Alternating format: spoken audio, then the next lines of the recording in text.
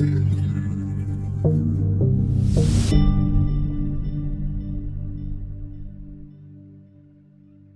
we are in to be for some more beer. Yeah. Although I want to get some keys and nuts, but yeah, I think we're just going to chill out for a bit more, watch the world go by. But this is quite a famous location actually in Bruges to come for a drink, and I'm sure if you look it up on TripAdvisor and places to drink, this will almost certainly be on the list. They have an extensive range of beers in their gift shop with the matching glasses as well. So we do come here a lot for souvenirs. Yeah. We'll take you around once we've done as well. And show you the famous Beerwall as we go. I wonder how many beers are actually in this whole wall, because it spreads over to here now. Which Did it last time? no, I don't think it did. Well, we didn't notice because it's been so busy. Well, that's it. Like there is all along here. So you got Beer is Proof That God Loves Us and Wants Us to Be Happy by Benjamin Franklin. And then you got He Was a Wise Man Who Invented Beer by that guy. I can't forget Homer Simpson. And then the best of them all is Here's to Alcohol, the cause out of Here's to Alcohol, the cause of and solution to all of life's problems. Homer Simpson. 87, blimey. I don't think that's when he said it though, because no, Don't need no vaccine. no, Good just get the anti-COVID beer. But you can see here that the beer wall continues. All of the menus are from the ceiling, but they've got each different languages. I mean, What am I gonna get? this I'm not sure. I think I need a moment to figure it out. Hello. So we've got our drinks. This came to just under 22 euros, didn't it? Yeah. But we got some beer sausage. A little peeky peek. It's a big old sausage. It is a big old sausage. Knife. Some cheese and mustard. And we've got some paprika chips. I got delirium, of course, one of my favourites. We've got a COVID. So in English they call it the anti-COVID. So I thought I had to try it. It is a sour beer, so I don't know if I'll like it or not. But I've had to try it, so we'll see how it I want goes. to film me trying this beer. Oh no. We got the paprika crisps, by the way. They're quite nice, aren't they? No, I like them. And my beer sausage and the cheeses are very nice. Got them. I feel put on the spot here. Yep. Look at your face. Thoughts? Regrets? I don't think so. It is. You can tell it's a sour beer. Yeah. By sour beer, like I don't know how to describe it. It's sort of like a sharp taste to it. But I don't think it's bad beer, but it's obviously it kicks. Would you say it has a sour taste to it? Yeah. My delirium is delicious as always. It's pretty strong delirium. I actually can't remember the percentage of it, but it's very strong. But can we just talk about our view as well at the moment? It's just so nice, isn't it? So tranquil. We're in dangerous turf now because we'll end up spending hours here. This is going to make or break the rest of the day, I think. The heads for the tabs. But look at these ones. This one's right in for you. It's a bit look at them. They're crazy. How fun are they? So you weren't a fan of the anti-COVID beer then? I wouldn't say I weren't a fan. It's just it took me longer to drink it. Would you buy it again though? No. So you weren't a fan then? No, I didn't say I disliked it. It's not a beer that I'd go back to. Yeah. I don't know how we keep putting ourselves in these lighting situations because look at my pale face in this light, man. Beerwall, solid as always, isn't it? It's totally recommend a visit if you're in Bruges. They've got such a variety of beer, there's going to be something you're bound to like. But you can get hot chocolate and soft drinks too. But why would you come to Bruges and not drink beer? Exactly. Well, Well, unless you so- don't like beer. Yeah, there's other reasons you come. Why would I you know, it come sounds to terrible. Beerwall and not drink beer? Yeah. But we are going to try and do a canal boat tour now as well, because you're probably fed up with us just sitting around drinking beer. So Yeah. we are going to try and do a bit of sightseeing. Yeah, let's go. Okay, ladies and gentlemen, welcome on board and I was about to go afternoon, everyone. So in front of us, behind the trees there, you can see the tower of the Church of Our Lady, 122 meters high or 410 feet. It's the highest brick tower in the Low Countries. The church is famous for the mausoleums of Mary of Burgundy and her father Charles of Ball. Also, you will see in white marble and statue of the Madonna by Michelangelo, the Madonna with a Child, and that's inside the church. It's built between the 13th and 16th century.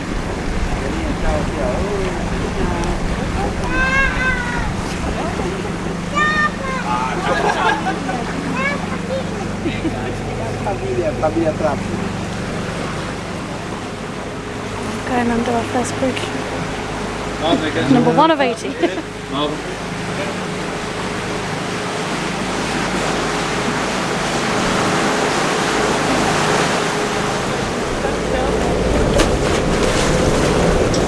So on the left-hand side, all private houses now. Most of the houses are from the 17th and 18th centuries. Ce sont toutes des maisons particulières à gauche, qui datent du 17e et 18e siècle. So we're coming back on the same way, en retour. All 17th, 18th century houses, beautiful.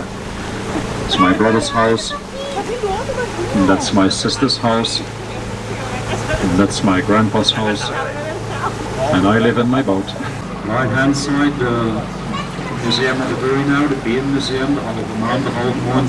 It's the only family brewery that is still active in the center of our town, and it's open till 6 o'clock every day.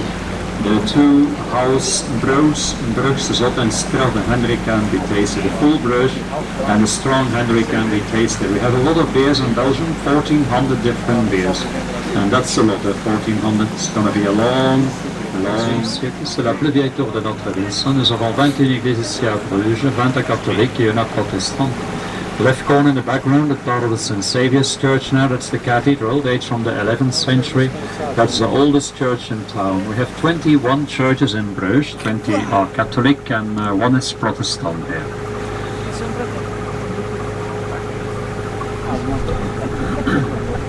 So there are 20 boats on this canal. It's not private boats, it's forbidden for private boats. In the past, everybody has his own boat, but it's all forbidden now for the sea.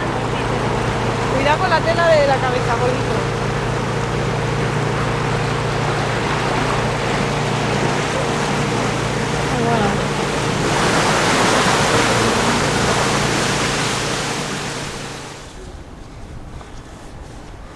So we came back to our room and we actually ended up just staying here. So I'm sat here, in my bed in PJs.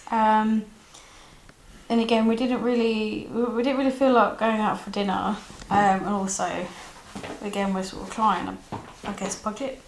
So we went to, well, Wicked Blessing ran out and got it for us. We went to a pasta restaurant called Bocca.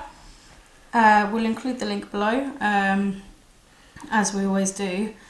And yeah, it came to €19.40, and that was for a medium pasta, large pasta, and 2 Cokes, and you basically pick the type of pasta you want, the sauce, and any toppings.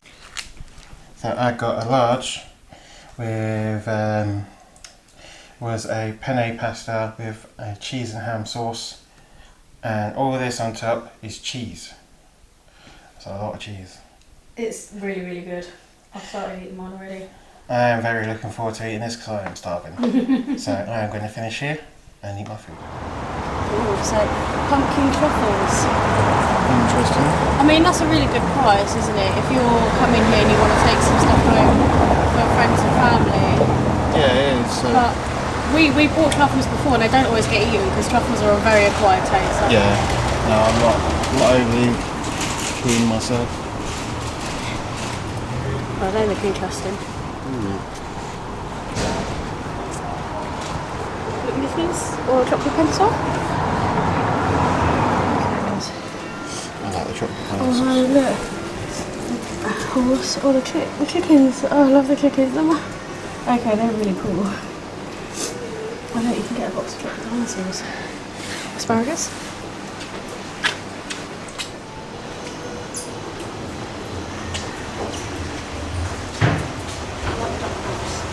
Yeah, I like that.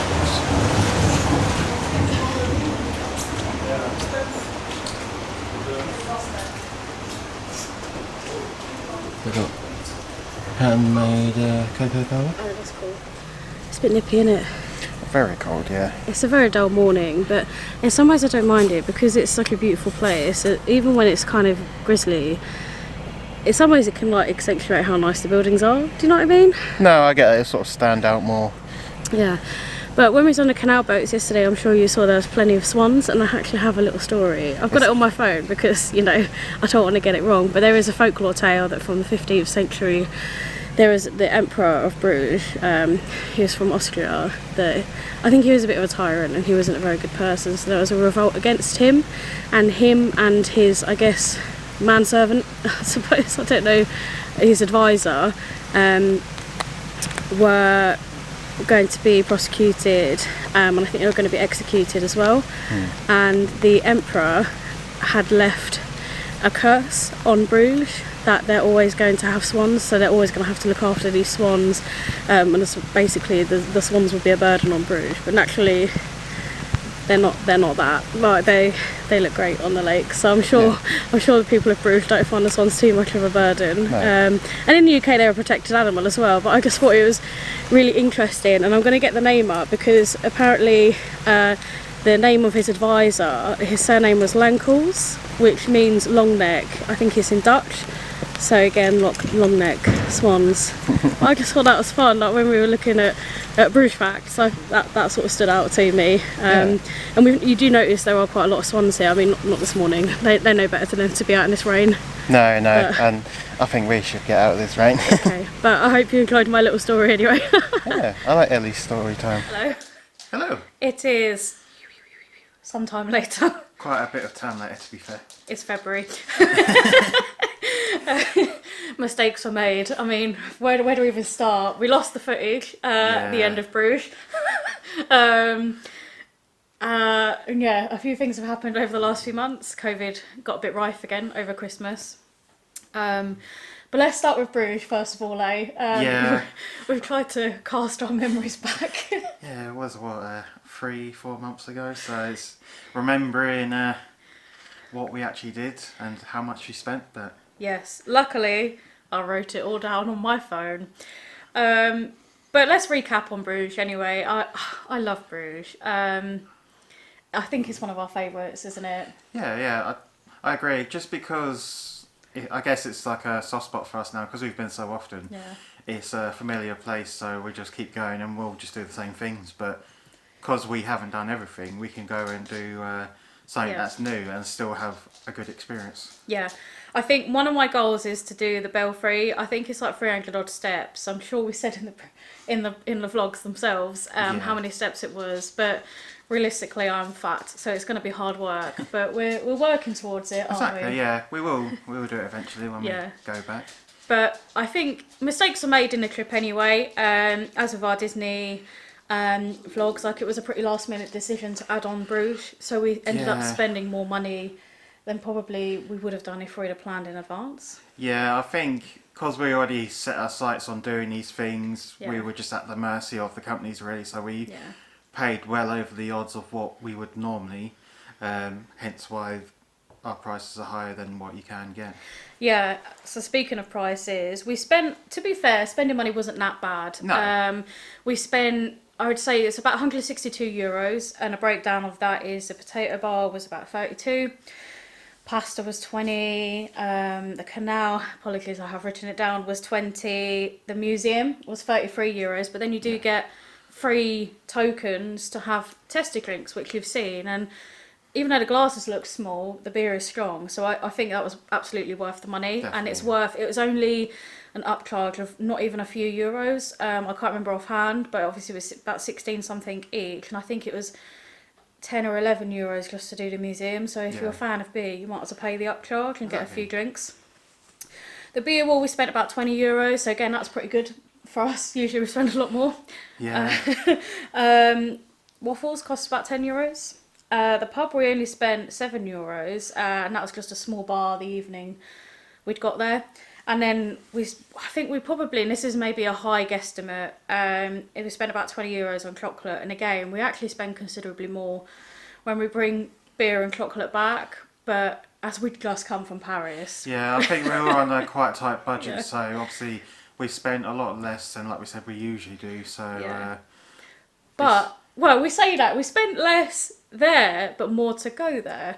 So actually the hotel was lush. I love the hotel, and I thought it was really worth the price. It was £135 with a €10 city tax on top of that when you arrive, and that was for the 2 nights. But you saw it was a lovely room. I'd absolutely stay there again. Yeah, I definitely would, and I think the price isn't unreasonable. Bearing in mind you're already in the centre, so you're pretty close to everything. Yeah. The expensive part was the Eurotunnel, which was, I think Ellie said it was like £275, which is more than double than what we usually pay. So we usually just pay about 130-ish sort of pound, £140. Making my eyes water, I think. Yeah, so of course we booked last minute, so the prices were a lot higher than they would have been, which I know you probably can't think, help.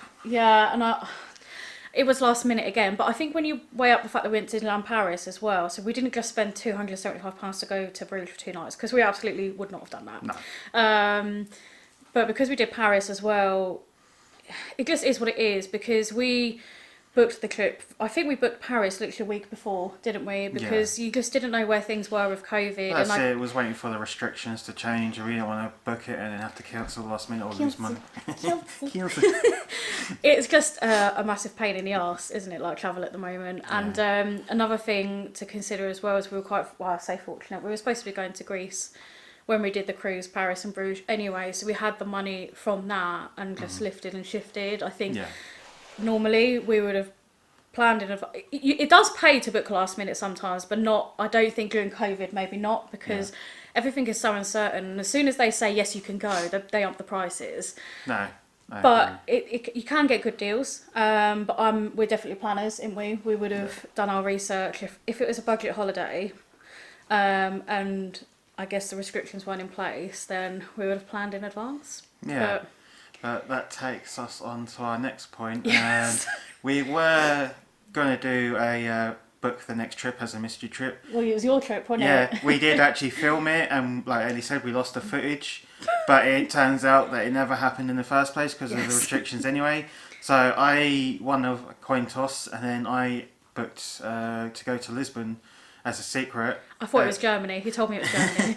I had to say something because I knew I would tell her where we're going. So I thought if I throw off the scent, then it will at least alleviate a little of the stress. So, but unfortunately, we had to cancel last minute again because the restrictions changed, and it just meant that with the testing on top of everything else, it was more than what we actually paid for the holiday, and we just because it was a week or so before Christmas, wasn't it? So that was when Omicron per CIA was rife.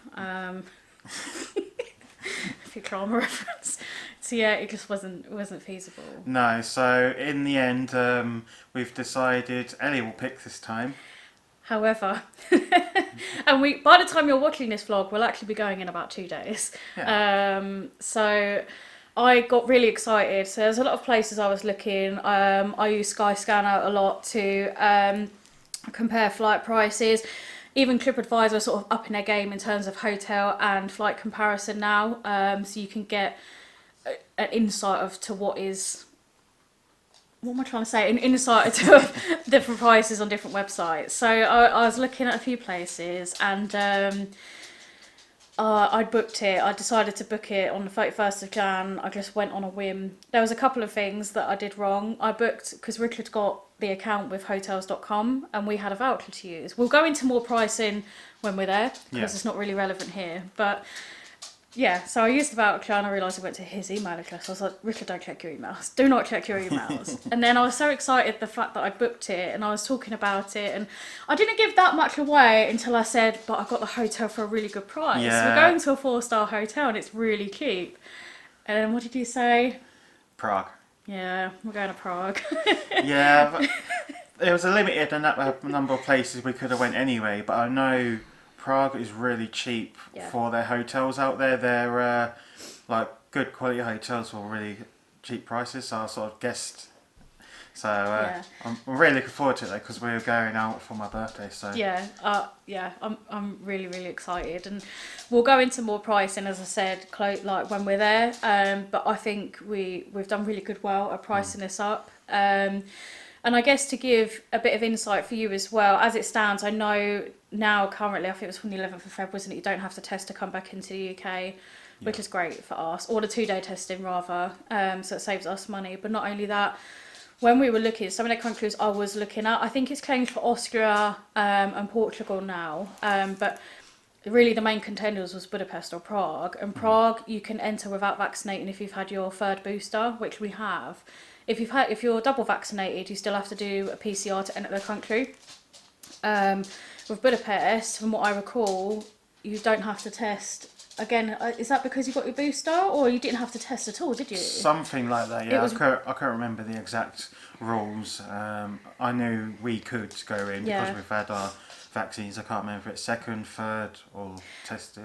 But yeah, we're just in a fortunate position where we've had our boosters. But I was nearly going to book Budapest. It was because we've been before as well. So again, we really like it there, and hopefully it is on the cards maybe later this year or next year. But Prague just took the biscuit ever so slightly because the price was better. Yeah. But again, I'm really excited. Yeah, me too. So like Ellie said, by the time you watch this, we'll probably be out there. So I think there was definitely lessons learned from Bruges, and again, as we said, we would usually plan. So I've got like a bit of an itinerary for Prague. We've budgeted, so I'm excited to share that with you, because Bruges isn't. I say it's not our normal way of travelling. We've done things we've done before in Bruges and done things we haven't done before in Bruges, which is part of the whole vlog. But I think